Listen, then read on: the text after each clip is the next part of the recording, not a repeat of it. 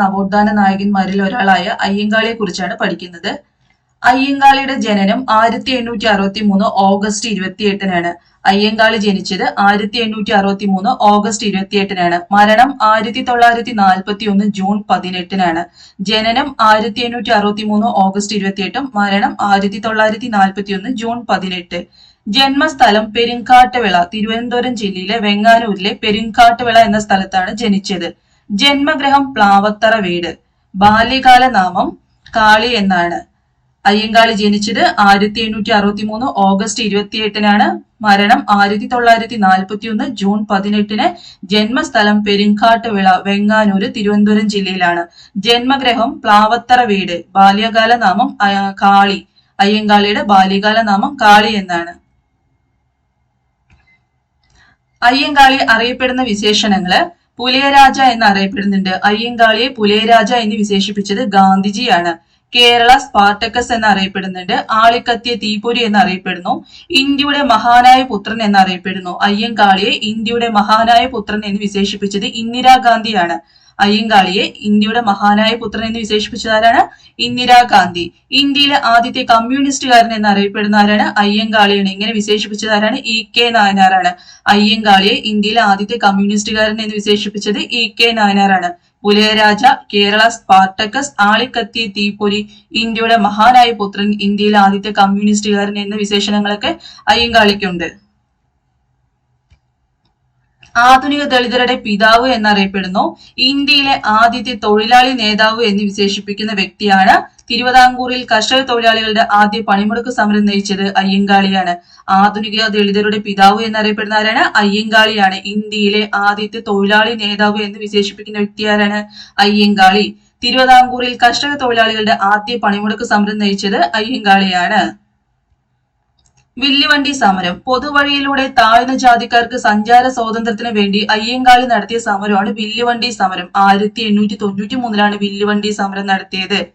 പൊതുവഴിയിലൂടെ താഴ്ന്ന ജാതിക്കാർക്ക് സഞ്ചാര സ്വാതന്ത്ര്യത്തിന് വേണ്ടി അയ്യങ്കാളി നടത്തിയ സമരമാണ് വില്ലുവണ്ടി സമരം. 1893 വില്ലുവണ്ടി സമരം നടത്തിയത്. വെങ്ങാനൂർ മുതൽ കവടിയാർ കൊട്ടാരം വരെയാണ് വില്ലുവണ്ടി സമരം നടത്തിയത്. വെങ്ങാനൂർ മുതൽ കവടിയാർ കൊട്ടാരം വരെയാണ് വില്ലുവണ്ടി സമരം നടത്തിയത്. അയ്യങ്കാളിയുടെ പരിശ്രമത്തിനൊടുവിൽ പിന്നാക്ക ജാതിയിൽപ്പെട്ട കുട്ടികൾക്ക് സർക്കാർ സ്കൂളിൽ പഠിക്കാൻ സ്വാതന്ത്ര്യം നൽകിയ രാജാവ് ശ്രീമൂലം തിരുനാളാണ്. പിന്നാക്ക ജാതിയിൽപ്പെട്ട കുട്ടികൾക്ക് വേണ്ടി അയ്യങ്കാളി കുടിപ്പള്ളിക്കൂടം സ്ഥാപിച്ചത് വെങ്ങാനൂരിലാണ്. 1905 കുടിപ്പള്ളിക്കൂടം സ്ഥാപിച്ചത് വെങ്ങാനൂരിലാണ്. അധകൃത വിഭാഗത്തിന് വേണ്ടിയുള്ള കേരളത്തിലെ ആദ്യ വിദ്യാലയം ഇതാണ്. അയ്യങ്കാളിയുടെ പരിശ്രമത്തിനൊടുവിൽ പിന്നാക്ക ജാതിയിൽപ്പെട്ട കുട്ടികൾക്ക് സർക്കാർ സ്കൂളുകളിൽ പഠിക്കാൻ സ്വാതന്ത്ര്യം നൽകിയ തിരുവിതാംകൂർ രാജാവാരാണ്? ശ്രീമൂലം തിരുനാള്. പിന്നാക്ക ജാതിയിൽപ്പെട്ട കുട്ടികൾക്ക് വേണ്ടി അയ്യങ്കാളി കുടിപ്പള്ളിക്കൂടം സ്ഥാപിച്ചത് വെങ്ങാനൂരിലാണ്. 1905 കുടിപ്പള്ളിക്കൂടം സ്ഥാപിച്ചത്. സാധുജന പരിപാലന സംഘം 1907 അയ്യങ്കാളി സ്ഥാപിച്ചത്. സാധുജന പരിപാലന സംഘം സ്ഥാപിച്ചത് 1907. സമൂഹത്തിലെ അനാചാരങ്ങളും അസമത്വങ്ങളും ഇല്ലാതാക്കുന്നതിന് വേണ്ടി അയ്യങ്കാളി ആരംഭിച്ച പ്രസ്ഥാനമാണ് സാധുജന പരിപാലന സംഘം. സമൂഹത്തിലെ അനാചാരങ്ങളും അസമത്വങ്ങളും ഇല്ലാതാക്കുന്നതിന് വേണ്ടി അയ്യങ്കാളി ആരംഭിച്ച പ്രസ്ഥാനമാണ് സാധുജന പരിപാലന സംഘം. താഴ്ന്ന ജാതിക്കാർക്ക് പൊതുനിരത്തിലൂടെ യാത്രാ സ്വാതന്ത്ര്യം, സ്കൂളുകളിൽ പ്രവേശനം അനുവദിക്കുക എന്ന ലക്ഷ്യത്തോടെയൊക്കെ ആരംഭിച്ച സാമൂഹിക പ്രസ്ഥാനമാണ് സാധുജന പരിപാലന സംഘം. സാധുജന പരിപാലന സംഘത്തിന്റെ പേര് പുലയ മഹാസഭ എന്നാക്കിയ വർഷം 1938. 1907 സ്ഥാപിച്ച സാധുജന പരിപാലന സംഘത്തിന്റെ പേര് പുലയ മഹാസഭ എന്നാക്കിയത് 1938. സാധുജന പരിപാലന സംഘം രൂപീകരിക്കുന്നതിന് അയ്യങ്കാളിക്ക് പ്രചോദനമായ സംഘടന SNDP ആണ്. സാധുജന പരിപാലന സംഘം രൂപീകരിക്കുന്നതിന് അയ്യങ്കാളിക്ക് പ്രചോദനമായ സംഘടന ഏതാണ്? SNDP.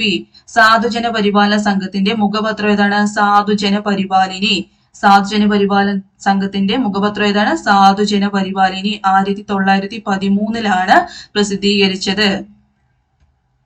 പ്രസിദ്ധീകരണം ആരംഭിച്ചത് ചങ്ങനാശ്ശേരിയിലെ സുദർശന പ്രസ്സിലാണ്. കോട്ടയം ജില്ലയിലെ ചങ്ങനാശ്ശേരിയിലെ സുദർശന പ്രസ്സിലാണ് പ്രസിദ്ധീകരണം ആരംഭിച്ചത്. സാധുജന പരിപാലന സംഘത്തിന്റെ മുഖ്യ പത്രാധിപർ ചെമ്പന്തറ കാളിച്ചോതി കറുപ്പനാണ്. സാധുജന പരിപാലന സംഘത്തിന്റെ മുഖ്യ പത്രാധിപർ ആരാണ്? ചെമ്പന്തറ കാളിച്ചോതി കറുപ്പനാണ്. അയ്യങ്കാളി ശ്രീമൂലം പ്രജാസഭയിൽ അംഗമായത് 1911 ഡിസംബർ 5-നാണ്. അയ്യങ്കാളി ശ്രീമൂലം പ്രജാസഭയിൽ അംഗമായത് 1911 ഡിസംബർ 5-നാണ്. ശ്രീമൂലം പ്രജാസഭയിൽ അംഗമായ ആദ്യ ദളിത് വംശജനാണ് അയ്യങ്കാളി. ശ്രീമൂലം പ്രജാസഭയിൽ അംഗമായ ആദ്യ ദളിത് വംശജനാരാണ്? അയ്യങ്കാളിയാണ്. 1911 ഡിസംബർ 5-നാണ് ശ്രീമൂലം പ്രജാസഭയിൽ അയ്യങ്കാളി അംഗമാവുന്നത്. ശ്രീമൂലം പ്രജാസഭയിൽ തുടർച്ചയായി 28 വർഷം അംഗമായിരുന്ന കേരളത്തിലെ സാമൂഹ്യ പരിഷ്കർത്താവാരാണ്? അയ്യങ്കാളിയാണ്. ശ്രീമൂലം പ്രജാസഭയിൽ തുടർച്ചയായി 28 വർഷം അംഗമായിരുന്ന കേരളത്തിലെ സാമൂഹ്യ പരിഷ്കർത്താവാരാണ്? അയ്യങ്കാളിയാണ്. 1912 നെടുമങ്ങാട് ചന്ത കലാപത്തിന് നേതൃത്വം നൽകിയത് അയ്യങ്കാളി. 1912 നെടുമങ്ങാട് ചന്ത കലാപത്തിന് നേതൃത്വം നൽകിയതാരാണ്? അയ്യങ്കാളിയാണ്. കല്ലുമാല സമരം നടന്ന വർഷം 1915. കൊല്ലം ജില്ലയിലെ പെരിനാടിലാണ് കല്ലുമാല സമരം നടന്നത്. 1915 കല്ലുമാല സമരം നടന്നത്. പെരിനാട് ലഹള എന്നറിയപ്പെടുന്ന സമരമാണ് കല്ലുമാല സമരം. 1915 കൊല്ലം ജില്ലയിലെ പെരിനാടിലാണ് കല്ലുമാല സമരം നടന്നത്. പെരിനാട് ലഹള എന്നറിയപ്പെടുന്ന സമരം കല്ലുമാല സമരമാണ്. 90-ാം ആണ്ട് ലഹള 1915 90-ാം ആണ്ട് ലഹള എന്ന് നടന്നത് 1915. തിരുവനന്തപുരം ഊരുട്ടമ്പലം ഗ്രാമത്തിൽ അയ്യങ്കാളി പഞ്ചമി എന്ന ദളിത് പെൺകുട്ടിയെ സ്കൂളിൽ ചേർക്കാൻ കൊണ്ടുവന്നപ്പോൾ സവർണ ജാതിക്കാർ സ്കൂൾ തീയിട്ട് നശിപ്പിച്ചതിനെ തുടർന്നുണ്ടായ പ്രക്ഷോഭമാണ് 90-ാം ആണ്ട് ലഹള. പുലയ ലഹള, ഊരുട്ടമ്പല ലഹള എന്നൊക്കെ അറിയപ്പെടുന്ന ഏതാണ്? 90-ാം ആണ്ട് ലഹളയാണ്. പുലയ ലഹള, ഊരുട്ടമ്പല ലഹള എന്നറിയപ്പെടുന്ന ഏതാണ്? 90-ാം ആണ്ട് ലഹള. 1915 90-ാം ആണ്ട് ലഹള നടന്നത്. അയ്യങ്കാളിയുടെ പ്രതിമ തിരുവനന്തപുരം ജില്ലയിലെ വെള്ളയമ്പലത്ത് അനാച്ഛാദനം ചെയ്തത് ഇന്ദിരാഗാന്ധിയാണ്. 1980 അനാച്ഛാദനം ചെയ്തത്. അയ്യങ്കാളിയുടെ പ്രതിമ അനാച്ഛാദനം ചെയ്തത് 1980 ഇന്ദിരാഗാന്ധിയാണ് അനാച്ഛാദനം ചെയ്തത്. അയ്യങ്കാളി പ്രതിമയുടെ ശില്പി ഇസ്ര ഡേവിഡ് ആണ്. അയ്യങ്കാളി പ്രതിമയുടെ ശില്പി ആരാണ്?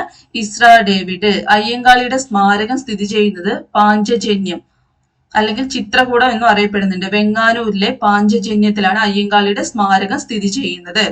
ഇന്ത്യൻ തപാൽ വകുപ്പിൽ അയ്യങ്കാളിയെ അനുസ്മരിച്ച് തപാൽ സ്റ്റാമ്പ് പുറത്തിറക്കിയത് 2002 ഓഗസ്റ്റ് 12-നാണ്. അയ്യങ്കാളിയുടെ തപാൽ സ്റ്റാമ്പ് പുറത്തിറക്കിയത് എപ്പോഴാണ്? 2002 ഓഗസ്റ്റ് 12-നാണ്. 2019 കേരള സർക്കാർ അയ്യങ്കാളിയുടെ പേരിൽ നാമകരണം ചെയ്തിരുന്ന തിരുവനന്തപുരത്തെ ഹാളാണ് BJT ഹാള്. 2019 കേരള സർക്കാർ അയ്യങ്കാളിയുടെ പേരിൽ നാമകരണം ചെയ്ത തിരുവനന്തപുരത്തെ ഹാൾ ഏതാണ്? BJT hall.